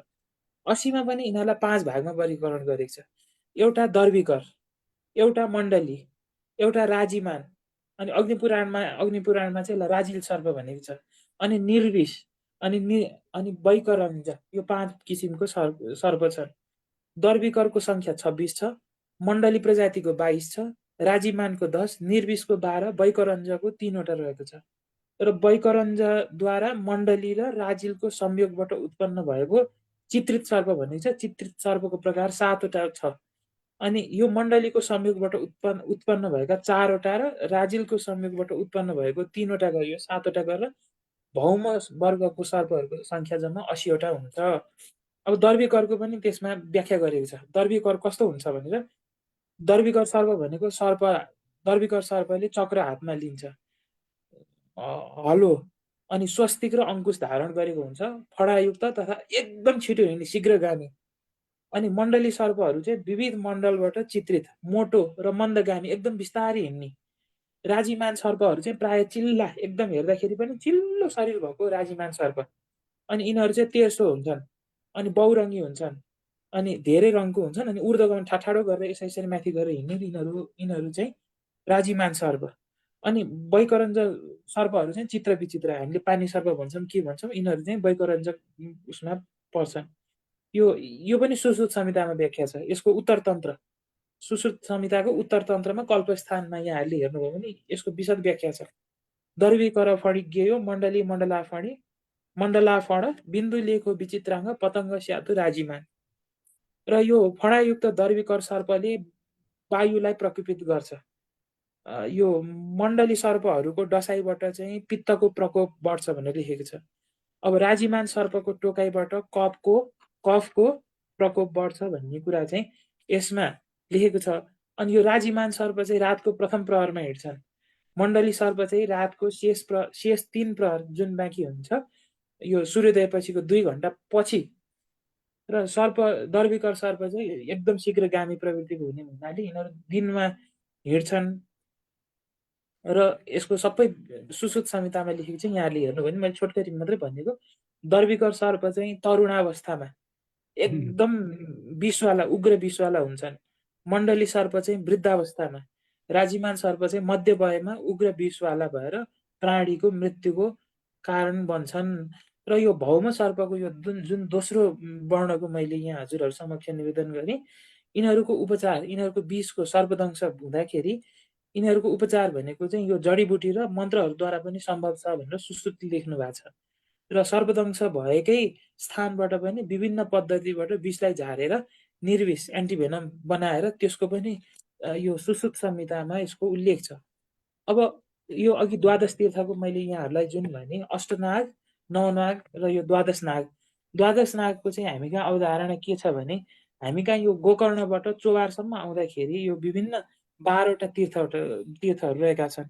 र यो 12वटा तीर्थहरूमा चाहिँ यो गोकर्ण, गुहेश्वरी हुँदै यो शङ्खमूल, यो राजतीर्थ, सानेपाको राजतीर्थ हुँदै हुँदै गएर यो कुनै भाजङ्गलमा पनि छ, कीर्तिपुर भाजङ्गलमा, र कुनै चाहिँ यो नक्खुसम्म पनि पुगेको छ। यो गएर तक्षक, सोमक्षिकी, सोमपाल, स्वरूप, कुलिक गरेर एवं क्रमले छ। यो पुण्यतीर्थ, शान्ततीर्थ, शङ्करतीर्थ, राजतीर्थ भनेर यो यो द्वादश नागको चाहिँ अवधारणा पनि यो नेपाल मण्डलमा उपासना हुँदै आएको छ। र यो एउटा मैले डाक्टर साहबले आज यो लुबुकोमा चाहिँ यो नाग साधनाको कुरा जुन भन्नुभयो, हाम्रो नेपाल मण्डलमा चाहिँ यो एउटा चाहिँ अब छोटकरीमा भनौँ न, अब यो तन्त्रसँग यसको सम्बन्धको रूपमा हाम्रो शरीरलाई यो शतपथ ब्राह्मणमा इमे वै लोका सर्पा भनेको यो लोक सबै सर्प हो भनेर भनेको छ। त्यसले गर्दाखेरि यो त्यसको प्रकारान्तरमा यसलाई के पनि भनेको छ भने प्राणको नाम पनि नाग हो भनेर भनेको छ। कुन मानेमा भने यो हाम्रो उद्गारी नागा आख्या त, हामीले श्वास लिँदा कहिले दायाँबाट लिन्छौँ, कहिले हाम्रो यो दायाँपट्टिको यो छिद्र सक्रिय हुन्छ, कहिले चाहिँ बायाँपट्टिको, हामीले बराबर कहिले पनि लिँदैनौँ भन्ने मानिन्छ। अनि यो भित्र नाडीमा पनि इडा र पिङ्गला, र यसको एउटा शीत प्रवृत्तिको हुन्छ, एउटा उष्ण प्रवृत्तिको हुन्छ। र त्यसको दुवैको मध्य भनेको मध्य नाडी भनेको सुषुम्ना नाडी, र सुषुम्ना नाडी चाहिँ सामान्यतया निष्क्रिय हुन्छ। अनि यसको भित्रमा चाहिँ यसको कन्धस्थानमा गएर यो चाहिँ कुण्डलाकृति भएर यो मेरुदण्डको उभय पार्श्वमा पछाडिपट्टि चाहिँ यो मूलाधार स्थानमा चाहिँ यो आफ्नै पुच्छ र आफ्नै मुखले टोकेर यो करिब 3.5 फन्का लगाएर चाहिँ यो सर्प बसेको हुन्छ, त्यो सर्पाकार हुन्छ भनेर भनेको छ। योग चूडामणिले पनि त्यही भनेको छ। र अरू विभिन्न तन्त्रको ग्रन्थ, गोरखनाथले त्यसलाई हंस विद्या भनेर भन्नुभयो कुण्डलीलाई। मूले नित्यत भुजङ्गम सदृश्यम यान्तिम सुषुम्नान्तरम भित्वाधार समूह मास विलसत् सौदामिनीम सन्निभाम व्योमम भोज गतेन्दु मण्डल गलत दिव्याम र तौदम प्लुदम सम्भाव्यम स्वगृहगताम पुनर्याम संचिन्तयेत कुण्डलीम भनेर यसरी यो कुण्डलिनीको व्याख्या गरेका छ। शिव संहितामा नि कुण्डलिनीलाई यो सुप्त सर्पिणी भनेर जीवन अग्नि, यो सर्प भनेको जीवन अग्नि हो, हाम्रो शरीरभित्र रहेको प्राण, कुण्डलाकृति कुण्डलिनीको रूपमा हुन्छ र यो जीवन अग्नि हो भनेर यसमा व्याख्या गरेको छ। र मलाई के लाग्छ भने यो हाम्रो शरीरभित्र नै सर्पको हामीले आराधना गर्छौँ। एक हिसाबले भनौँ भने प्राण शक्ति नै सर्पको रूपमा यसलाई मान्य भएर यो अब बाहिर पनि एउटा सर्प भनेको के हो भन्ने कुरा जे जस्तो भए पनि अब यो बाहिर हामीले यो भर्खर दिव्य सर्प र भौम सर्प भन्ने हामीले जुन अहिले भर्खर मैले भने यहाँहरूलाई त्यो भए पनि एउटा सर्प भनेको एउटा शक्ति हो, शक्तिकै एउटा पुञ्ज अथवा स्वरूप हो। र त्यसमा पनि हाम्रो नेपाल मण्डलमा चाहिँ कस्तो भने विभिन्न अब यहाँ म्याडमहरू हुनुहुन्छ, डाक्टर सन्ध्या म्याडम हुनुहुन्छ, डाक्टर पुस्तम सर हुनुहुन्छ, धेरै विद्वान महानुभावहरू हुनुहुन्छ जसले यो हिटी पुरानो यो एउटा चाहिँ के भने यो हाम्रो ढुङ्गे धाराहरूको प्राचीन ढुङ्गे धाराहरूको अध्ययन गर्नुभएको छ। त्यसमा एउटा पौराणिक के तान्त्रिक एउटा चलन के छ भने त्यहाँ चाहिँ जलयज्ञ गर्ने, जलयाग भन्छन् त्यसलाई, जलयाग गर्ने। यद्यपि आजसम्म पनि यो अहिलेको कतिपय कुरा अब डाक्टर साहबले भन्नुभयो त्यसमा तान्त्रिक पक्षहरूको गोप्य कुराहरू भन्ने कुरा पनि आएन, फेरि डाक्टर साहबलाई त्यो ज्ञान पनि नहुन सक्छ। तैपनि एउटा के भने यसको जलयज्ञ, जलयाग गर्ने, जलयागमा तान्त्रिक साधनाको एकदमै यो विशिष्ट महत्त्व छ। यो नाग साधनाको त्यसमा बोकेको छ। यसमा अष्टनागको साधना हुन्छ र अष्टनागको साधना हुँदाखेरि त्यो पानी नै नफुटेको ढुङ्गे धारामा त्यहाँबाट यदि साँच्चीकै एउटा कुशल साधकले साँच्चीकै समर्पण भावले गर्ने हो भने त्यहाँबाट जल नै फुटिराखेको, त्यो ढुङ्गे धाराबाट फुटिराखेको। अब हुन त अब त्यसमा अब त्यसको वैज्ञानिक पक्ष पनि होला, कहीँ चाहिँ भनौँ न त्यसमा चाहिँ विभिन्न त्यसमा चाहिँ एउटा च्यानल मिलाएर पनि अथवा द्रोणीहरू मिलाएर पनि त्यसमा चाहिँ जल निकास गरिरहेको होला। कतिपय ठाउँमा त अब त्यो म्याडमले पनि पहिला भन्नुभएको थियो एउटा चाहिँ किस्तीमा राखेर माथिपट्टि अर्को किस्तीले छोपेर त्यहाँबाट उता नखन्नु खन्यो भने पनि भनेर त्यस्तो एउटा सङ्केतहरू पनि राखिराख्यो भने त्यो चाहिँ पुरापुर साधनाको पाटो हो, तन्त्रको पाटो हो। र त्यसमा पनि यो जलयागले त्यसमा महत्त्वपूर्ण भूमिका खेलेको छ। जलयागमा नाग साधना, जलयागमा चाहिँ जस्तो हामीले अरू याग गर्छौँ सामान्य अग्नि यागहरू होइन, अग्नि संस्कारहरू गर्छौँ, त्यसो जल संस्कार हो। यो चाहिँ जलमा पनि याग हुन्छ, त्यसमा चाहिँ पुरै नागको आराधना हुन्छ। नागको आराधना, नाग चाहिँ एउटा अङ्ग हो, त्यसमा अरू देवी देवीको पनि हुन्छ, जुन कुरा चाहिँ अब यो बाहिर सार्वजनिक उसमा चर्चा नगरौँ। र त्यसमा अष्टनागको पनि एउटा चाहिँ महत्त्वपूर्ण स्थान छ। यो पनि म डाक्टर साहबलाई अनुरोध गर्छु, मेरो औकातले पुगेन डाक्टर साहब, मैले चाहिँ माफ पाऊँ। अनि म चाहिँ यो डाक्टर पुष्पम लोचन श्रेष्ठ सरलाई समय दिन्छु। धन्यवाद सन्दीप भाइ, सुनिराख्नु भएछ? हजुर डाक्टर साहब, सबैलाई हार्दिक नमस्कार छ। डाक्टर दयाराम श्रेष्ठ सरलाई विशेष धन्यवाद छ। निकै नयाँ कुराहरू थाहा पाइयो र लुबुको पानी माग्ने जात्रा प्रख्यात छ। यो लुबुको पानी माग्ने जात्राको बारेमा यो नेपाल भाषा एमफिल पिएचडी को उसमा पनि त्यो एउटा विषय राखेको छ, लुबुया के लङ्खो यात्रा यस्तै के छ। वास्तवमा यो सही नै हो, मैले पनि सुनेकै हुँ। नेपाल मण्डलमा यो जुन उच्च भागमा यो शिवचो, जामाचो, फुच्चो जति पनि उच्च शिखर भागहरू छ, त्यहाँ गएर चाहिँ पानी माग्न जाने जात्रा चाहिँ प्रचलनमा छ। कतिपय अवस्थामा पानी अनावृष्टिको समयमा यो के भन्छ तोप पड्काएर पनि के बन्दुक पड्काएर पनि त्यसरी पानी माग्ने जुन कुरा छ। अघि दयाराम सरले जुन भन्नुभयो आकाश बादलसित पनि त्यो के भन्छ ठुलो गर्जन गर्ने जुन कुरा छ, त्यो कुरा वैज्ञानिक रूपमा केही त्यसमा सत्यताको अंश चाहिँ हुनुपर्छ। अघि इन्जिनियर साहबले पनि भन्नुभयो। अब लुबुको जुन पानी माग्ने जात्रा छ त्यसमा तान्त्रिक विधि विधानहरू छ। त्यो अहिलेको परिप्रेक्ष्यमा त्यसमा धेरै अहिलेको नयाँ जेनेरेसनलाई त अब थाहा नै पनि छैन भन्दा पनि हुन्छ। अब यो विषयमा चाहिँ विशेष त अब विज्ञको अगाडि सूर्यको अगाडि बत्ती देखाउनु जस्तो हुन्छ, त्यो बारेमा नबोलौँ। लुबुको बारेमा मैले अनन्त लिङ्गेश्वर एक सांस्कृतिक अध्ययन झन्डै 5-6 वर्ष लाग्यो मलाई त्यो किताब लेख्नलाई। यो एउटा रिजनल हिस्ट्रीको सन्दर्भमा हो। त्यो बेलामा एउटा आश्चर्यको कुरा र अलिकति अनुभवको पनि कुरा भयो।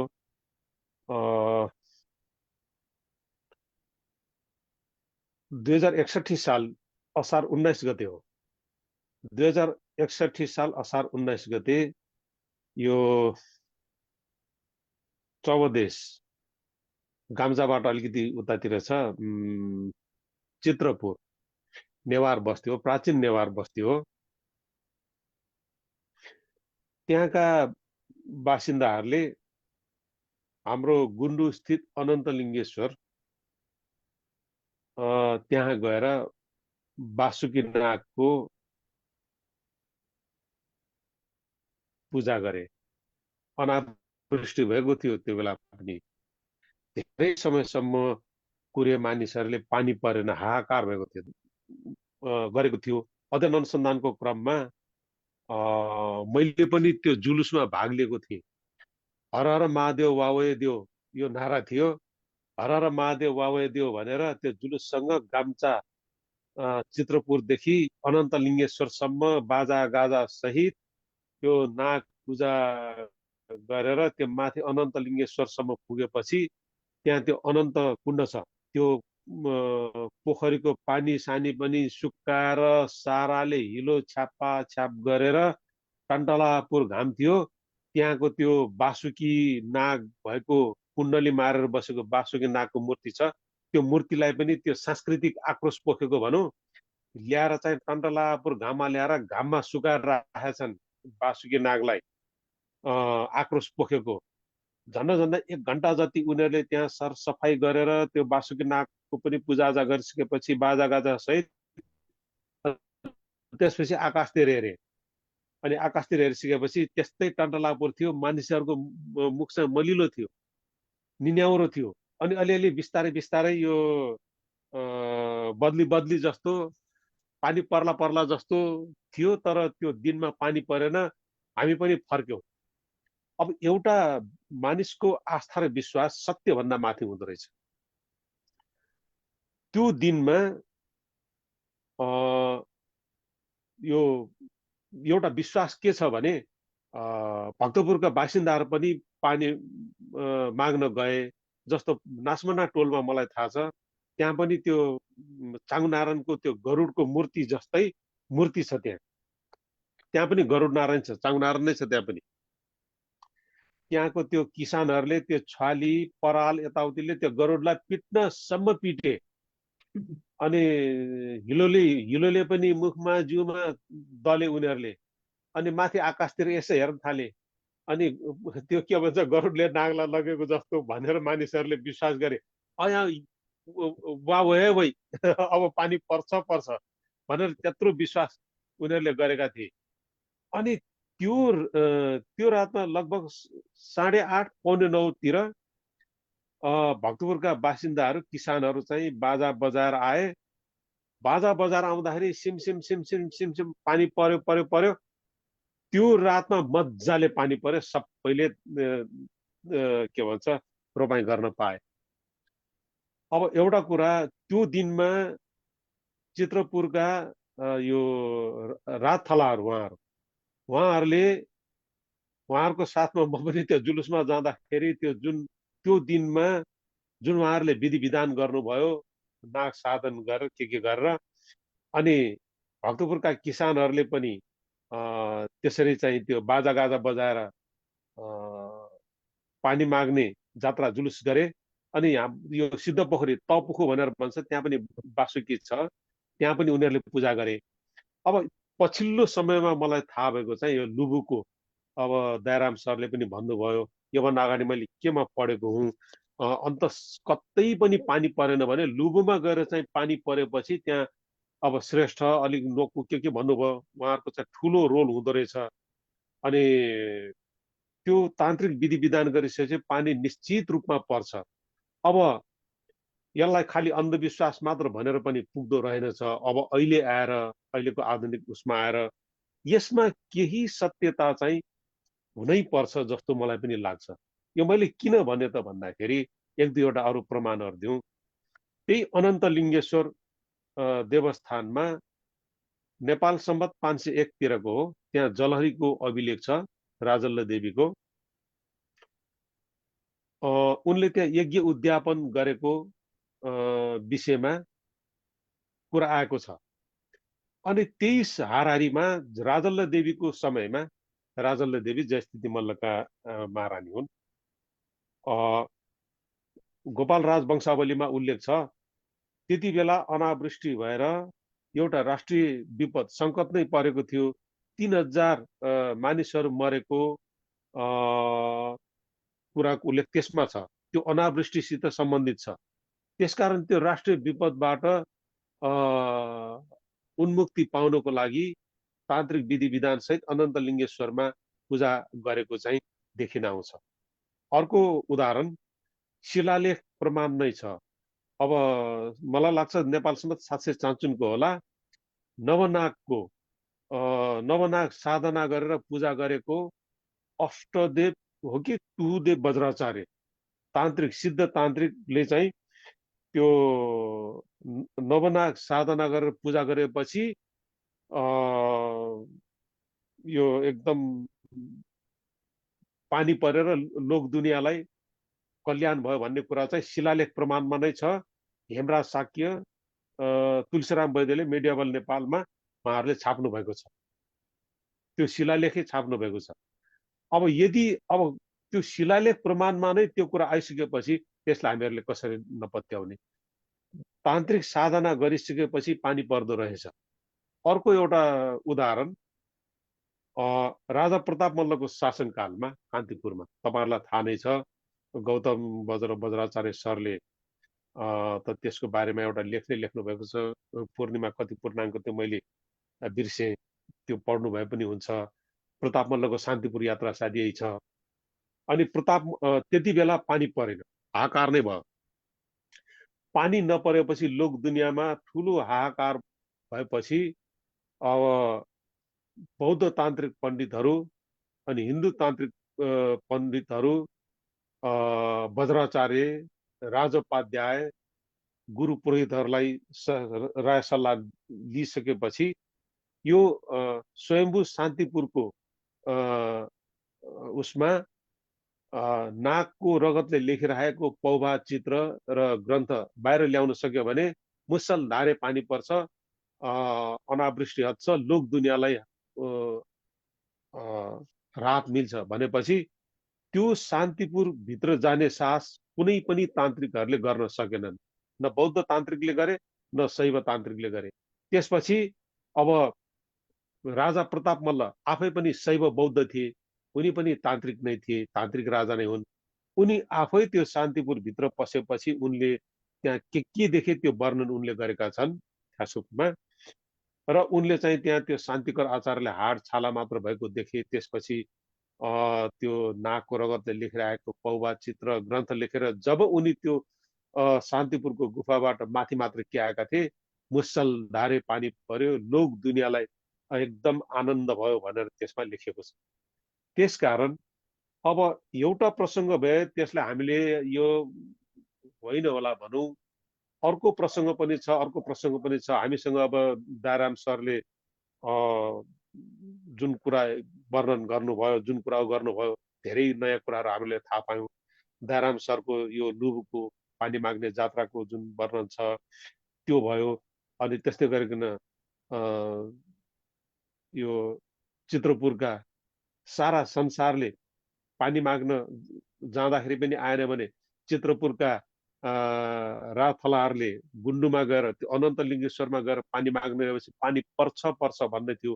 अब त्यतिले पनि नभएपछि अन्त्यमा आएर चाहिँ लुबुमा गएर चाहिँ पानी माग्ने जात्रा लुबुबाट भइसकेपछि निश्चित रूपले पानी पर्छ भन्ने कुरा चाहिँ यो हाम्रो धार्मिक सांस्कृतिक उसमा चाहिँ अहिलेसम्म पनि रहिआएको छ। अब यो नयाँ कुरा चाहिँ दयाराम श्रेष्ठ सरबाट थाहा पाइयो। त्यसकारण यसमा केही न केही वैज्ञानिक सत्यता त निश्चित रूपमा हुनुपर्छ। मानिसहरूले खालि त्यत्तिकै त्यो भरमा त गरेन होलान्। अब तन्त्रको एउटा चाहिँ दोष भन्ने कि गुण भन्ने अब भन्नु हुँदैन, देखाउनु हुँदैन, गर्नु हुँदैन। त्यो कारणले गर्दाखेरि हाम्रो पुर्खाले हजारौँ वर्षदेखिको यो जुन शिक्षा हो, जुन एउटा चाहिँ यो प्रविधि हो, त्यो चाहिँ सायद उनीहरूसँगै लोप भएर गएको पनि हुन सक्छ। तर मलाई के लाग्छ भने यसमा केही न केही वैज्ञानिक सत्यता चाहिँ अवश्य नै छ। मैले आफ्नो जानेको केही एक दुईवटा कुराहरू मात्र राख्न खोजेको हुँ।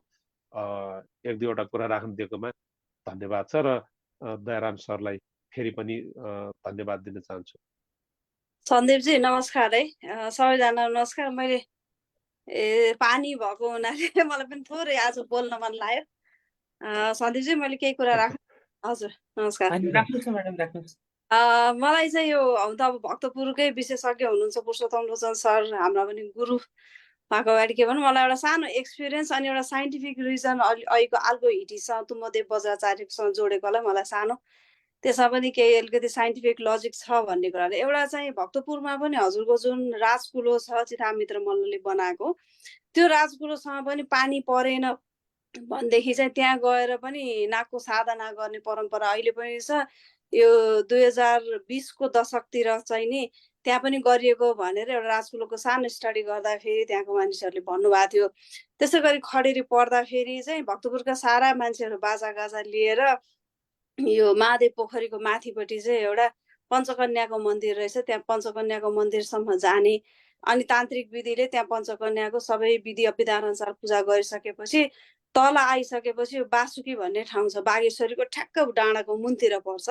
त्यो बागेश्वरीमा आइसकेपछि जानेर ठ्याक्कै चितामित्र मल्लले राजकुलो त्यो महादेव पोखरीबाट बगेर आएको पोखरी खोलालाई चाहिँ उनले राजकुलो बनाएको छ। त्यसैको मुहान नजिक एउटा ठुलो ढुङ्गा छ जसलाई बासुकी नागको प्रतीकको रूपमा मानिन्छ र त्यहाँ आएर पूजा गर्ने, बासुकी नागको पूजा गरेर राजकुलोको पानी छ्यापाछ्याप गरिसकेर त्यो ग्रुपहरूले त्यहीँ बसेर भोजसोज खाएर भक्तपुर फर्किन्छन्। मुसलधारे पानी पर्छ र अहिलेसम्म खडेरी पर्दा त्यहाँ जहिले पनि प्र्याक्टिस गर्दाखेरि पानी परेकै छ भन्ने रेकर्ड छ एउटा।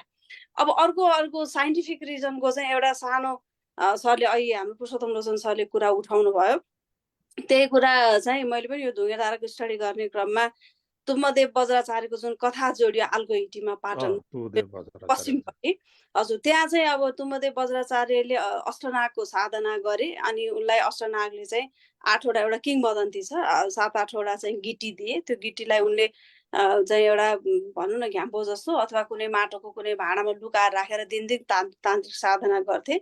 एक दिन चाहिँ उनको दुलैले यो के चाहिँ गर्दा रहेछन् दुलाले भनेर ढोका खोलेर चाहिँ दुला नभएको बेलामा हेर्दाखेरि चाहिँ दुलाले एउटा हाँडीभित्र चाहिँ नि माटोको गिटी राखिरहेको देखेर यस्तो जाबो ढुङ्गा पनि यिनले के राखिरहेको भनेर झ्यालबाट फालिदिँदाखेरि त्यो जुन ठाउँमा चाहिँ नि त्यो गिटीहरू छरियो त्यो ठाउँमा चाहिँ मूल फुटेर त्यही मूललाई चाहिँ नि तुम्बदेव बज्राचार्यले त्यसैलाई युटिलाइज गरेर ढुङ्गेधारा बनाए भन्ने अभिलेखै छ। सरले जुन कुरा गर्नुभयो नेपालसम्म 535 को अभिलेख हो त्यो, त्यसमा अभिलेखै ताम्रपत्रै छ त्यसमा।